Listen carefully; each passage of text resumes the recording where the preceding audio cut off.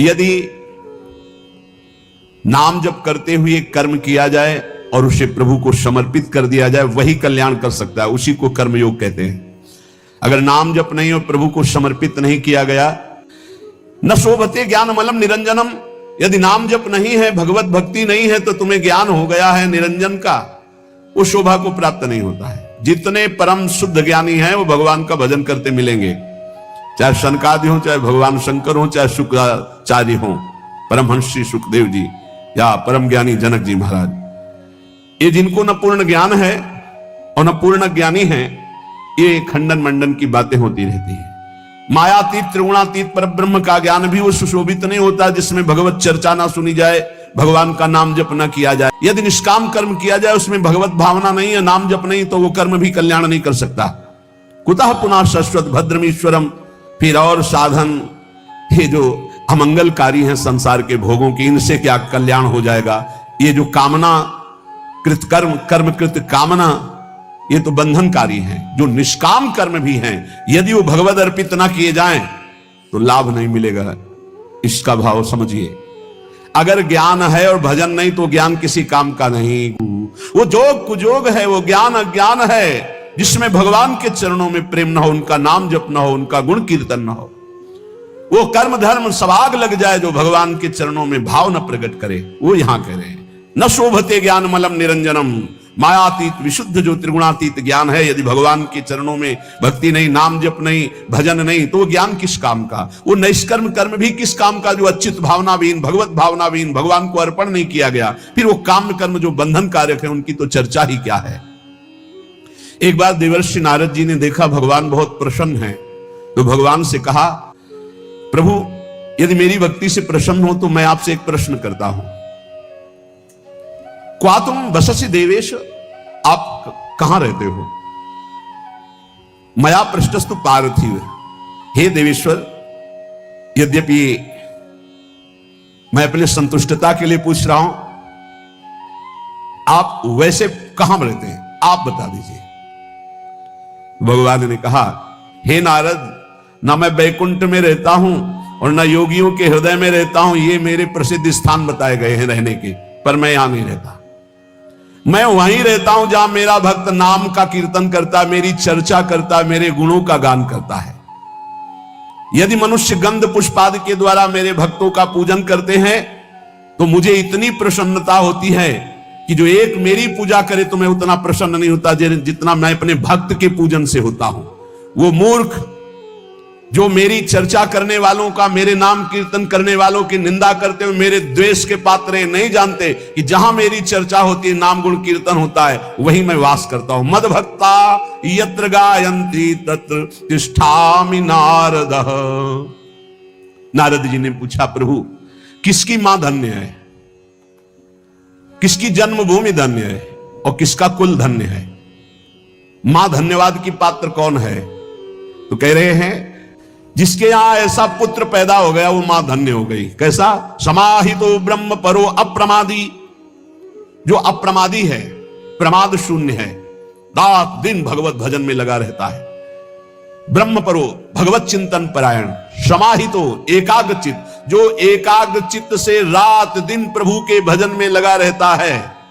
शुचि, पवित्र, शरीर से मन से, तथा एकांत चिंतन करने वाला। और जितेंद्रिय, जो अपनी इंद्रियों को वश में कर लिया है। समाप्नुयाद योग मिमम महामना, जो मेरे ऐसे योग को प्राप्त हो गया। योग तेसाम सततयुक्ता नाम भजताम प्रीतिपूर्वकम ददामि बुद्धि योगम तम ये नमाम उपयांति ते। जो निरंतर भजन करता, उससे बड़ा कोई योगी नहीं। सबसे बड़ा वो योगी वही जो समाहित चित्त, एकाग्र चित्त होकर के निरंतर भगवत चिंतन में रात दिन डूबा रहता है। ऐसा जो मेरा भक्त है, तो कुलम पवित्रम, उसका कुल पवित्र हो गया। सो कुल धन्य उमासुन जगत पूज्य सुपनीत, संपूर्ण जगत का बंदनी कुल हो गया, जिसके यहां ऐसा बेटा पैदा हुआ जो रात दिन भजन करने वाला। कुलम पवित्रम, कुल का कुल पवित्र। जननी का अर्थ था वो मां कहलाने योग्य है। जिसके ऐसा बेटा पैदा हुआ वो कृतार्थ है। वो देश धन्य, वो कुल धर्म, वो माता धन्य, वो पिता धन्य, जिसके यहां नाम जापक प्रकट हो गया। धन्य है वो भूमि, तीर्थ हो जाता है जहां भक्त प्रकट होता है। वो भूमि बंदनी हो जाती है। भगवान शंकर जी एक बार एक जगह प्रणाम कर रहे थे तो पार्वती ने पूछा ये कौन सा तीर्थ स्थल है? तो उनका तीर्थ स्थल नहीं है, 1 सहस्त्र वर्ष बाद यहां एक भक्त पैदा होगा, 1000 वर्ष बाद, इसलिए मैं इस भूमि को प्रणाम करता हूं कि यहां एक महाभागवत प्रकट होगा। जिस भूमि में भागवत प्रकट होना है तो परम वैष्णवाचार्य भगवान शिव उस भूमि को नमन करते हैं। जो हरि का भजन करने वाले भगवान शंकर बहुत प्यार करते हैं उनको। मार्कंडे जी को बुलाए, भगवान शिव पार्वती दर्शन देने गए तो उन्होंने पूछा कभी ध्यान नहीं किया आपका, कभी बुलाया नहीं, आप क्यों आए प्रभु? तो उनका जो मेरे हरि का भजन करता है उस पर मैं बहुत द्रवित होता हूं और अपने आप कृपा करता हूं। तो धन्य है उसकी मां जिसके ऐसा पुत्र पैदा हुआ रात दिन भजन करने वाला। नहीं तो एक मां ऐसी भी है जो अभी सुनाया हमने कि एकांतिक में वो कह रहे थे कि मां ने मोबाइल तोड़ दिया, अगर सत्संग सुनोगे तो मोबाइल तोड़ दिया। पिता ने कहा कि तुम्हें हमारी कसम अगर वृंदावन गए बाबा की बात सुनी। तो ये भी बात है। और एक वो है जो जननी का तार था। एक मां आई थी और उसने बताया कि हमारे बेटे ने कहा कि अब दोबारा हमारे सामने मत आना, मैं आपको प्रणाम करता हूं क्योंकि आप आती हो तो हमारे मन में विक्षेप होता है। बोले हमने भी निश्चय किया कि अपने बेटे को अब कभी विक्षेप नहीं, मैं भले ही राधा केलकुंज में किसी जगह छुप के उसको देख लूं लेकिन अब कभी सामने नहीं जाऊंगी महाराज जी। वो भी शिष्य है। तो उनका धन्य है आपकी त्याग निष्ठा जिससे उसका भी और श्री जी की सेवा में रात दिन बना रहता है। ये है निष्ठा है, ये है जननी, पवित्र जननी, जिनकी कोख पवित्र हो गई, जिनका जीवन धारण करना पवित्र हो गया, गर्भ धारण करना पवित्र हो गया। जननी कृतार्था। जब श्री ध्रुव जी परम पद पर आरूढ़ होने के लिए विमान पर विराजमान हुए तो उनको याद आई अपनी मां और भगवत पार्षदों से कहा मेरी मां की क्या गति होगी, क्योंकि मैं अपनी मां का अकेला पुत्र हूं, कोई मां का प्यार करने वाला नहीं था। महाराज तो सुरुचि को प्यार करते थे, तो मेरी मां की क्या दशा हुई होगी। तो उनका वो जो आपसे भी तीव्र गति से चमकता हुआ विमान आगे जा रहा है उसमें आपकी मां जा रही भगवान के धाम को।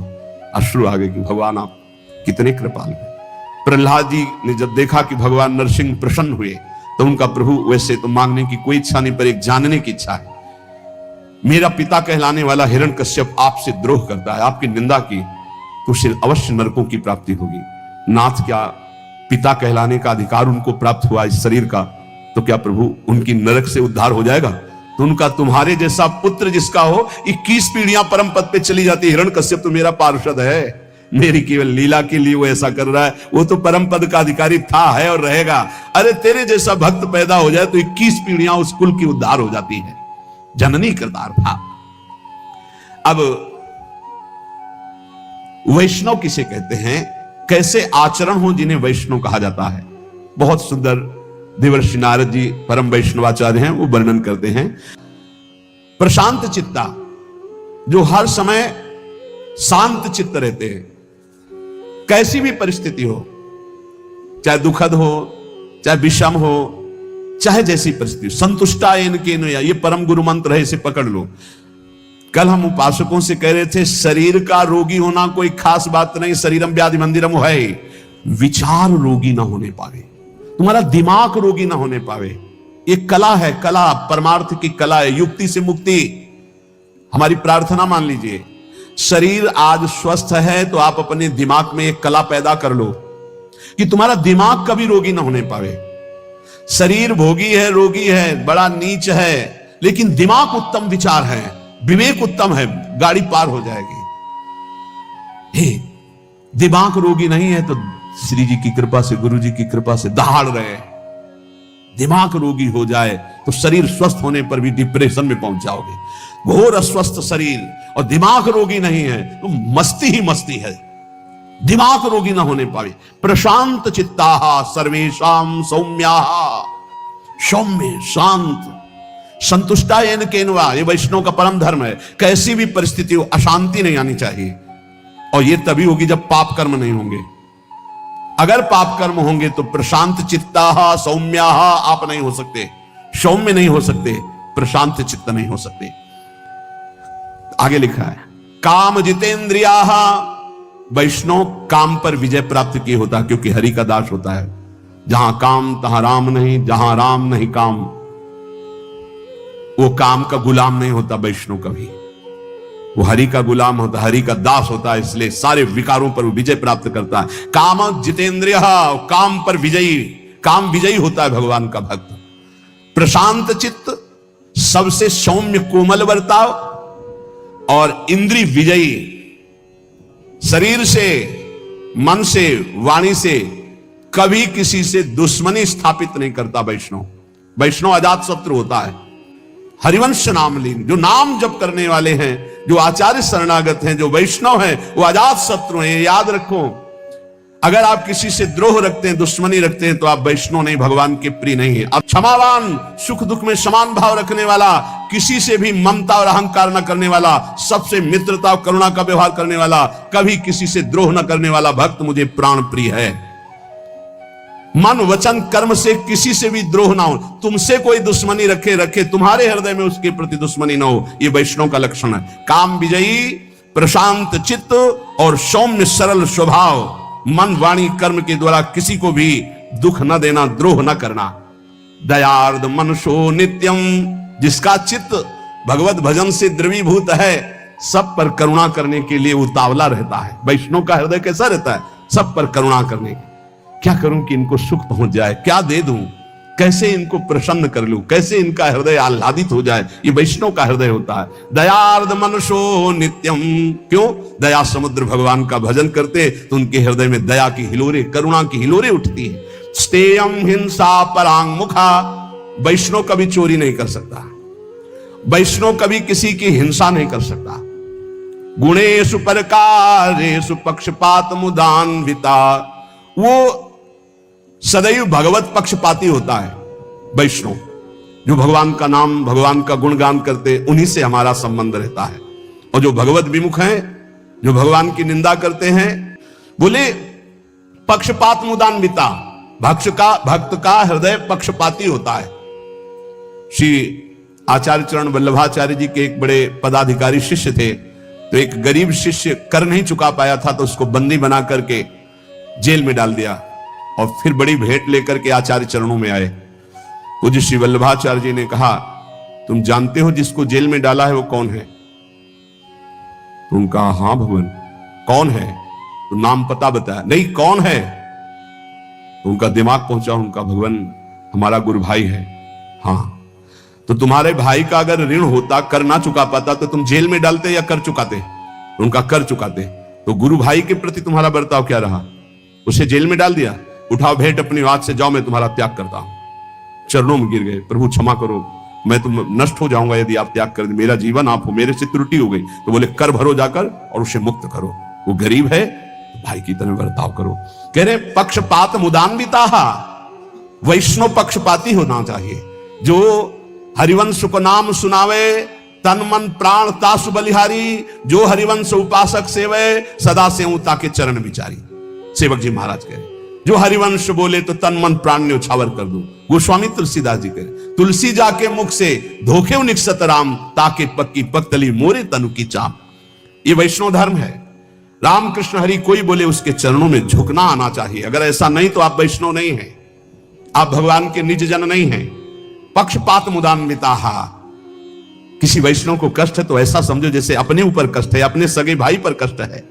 सदाचार वदाताश्च परोत्सव निजोत्सवा, सदैव सदाचार परायण। सदाचार सद महापुरुष जिन आचरणों को किए हैं उन्हें सदाचार कहते हैं। जिनको मना किया जाता है ऐसे आचरण न करो, ये न खाओ, न ये पियो, ऐसे मत बोलो, ऐसे मत चलो, ऐसा मत करो, वो असद आचरण है। जिन्हें सद आचरण करने वाले महापुरुषों ने प्रमाणित किया वही सदाचरण करने चाहिए। वैष्णव कैसा होता है? बोले सदाचार वदातश्च, उसकी वाणी में, उसके जीवन में, उसके चरित्र में सदाचरण होंगे। और परोत्सव निजोत्सवाहा, वो जब कोई उत्सव मना रहा है, आनंदित है, सुखी है, तो इस बात को देखकर वो सुखी हो, जलन नहीं होगी कि अरे इसका बड़ा यश हो रहा है, इसकी बड़ी कीर्ति हो रही। ये वैष्णव में नहीं होता। वो भले कंठी तिलक बांधे, यदि ईर्ष्या करता है तो वो वैष्णव नहीं है। देख करके ही मुस्कुराहट आ जाए और प्रणाम की मुद्रा हो जाए, ये वैष्णव का स्वरूप है। किसी भी संप्रदाय के संत नाम जापक वैष्णव आपको बताएं,